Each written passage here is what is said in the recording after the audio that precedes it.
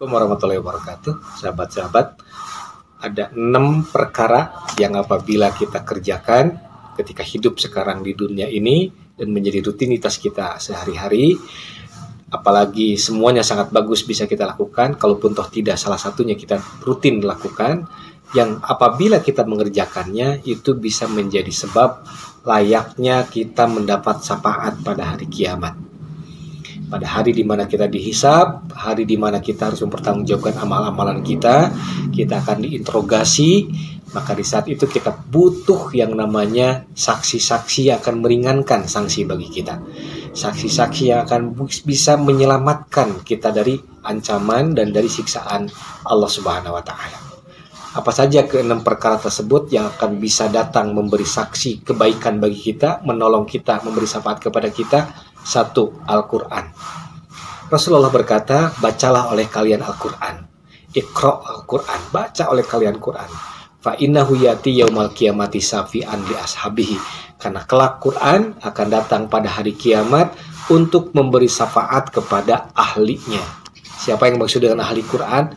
Itu orang-orang yang gemar baca Al-Quran, gemar mempelajari Al-Quran, mengamalkan isi Quran dalam kehidupannya. Maka orang yang seperti itu layak nanti pada hari akhir ditolong, diberi syafaat oleh Al-Quran. Yang kedua, rajin-rajinlah kita melaksanakan sholat sunnah. Rasulullah mengatakan, sesungguhnya ketika kita dihisab tentang amalan sholat wajib kita, dan ternyata dalam sholat wajib kita ada kekurangan, ada bolongnya di sana dan di sini, maka lantas Allah berkata kepada malaikat, tolong perhatikan, barangkali ada amalan sholat sunat yang dilakukan oleh si hamba itu. Jika ada, maka tutupi sholat wajibnya, kekurangannya dengan sholat-sholat sunat yang pernah dia lakukan. Yang ketiga, laksanakan saum sunat.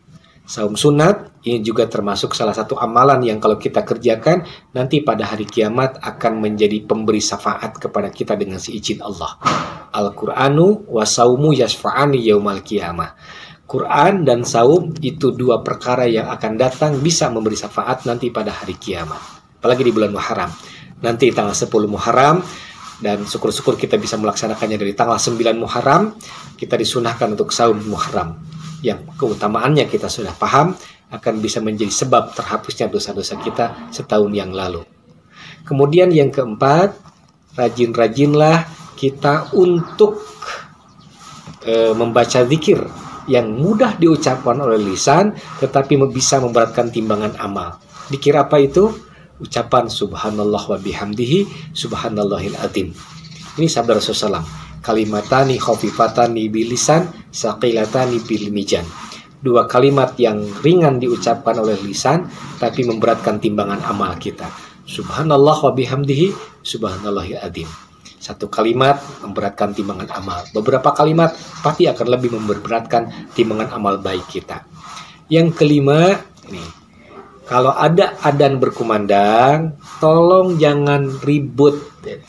Dengarkan kumandang azan tersebut dari masjid yang kita dengar, yang dekat aja dengan kita. Tidak perlu harus semua masjid yang kumandang adzannya kita jawab, gitu kan. Kata Rasulullah SAW, barang siapa yang mendengar kumandang azan, kemudian dia mengikuti kalimat-kalimat seperti yang diucapkan oleh muadzin, dan dia tutup dengan kalimat doa ba'da adzan yang Allahumma rabb hadhihi da'wati tammah wa sholatul qa'imah sampai selesai, maka kata Rasulullah, orang yang melakukan itu halat lahu syafaati yaumal qiyamah. Dia layak, dia pantas, dia patut mendapat syafaatku nanti pada hari kiamat. Oleh karena itu, kalau lagi adzan berkumandang, kita dengarkan, kita ikuti kalimat-kalimat itu, kemudian beres adzan selesai dikumandangkan, kita tutup dengan doa ba'da adzan. Layak dapat syafaat nantinya, kata Rasulullah.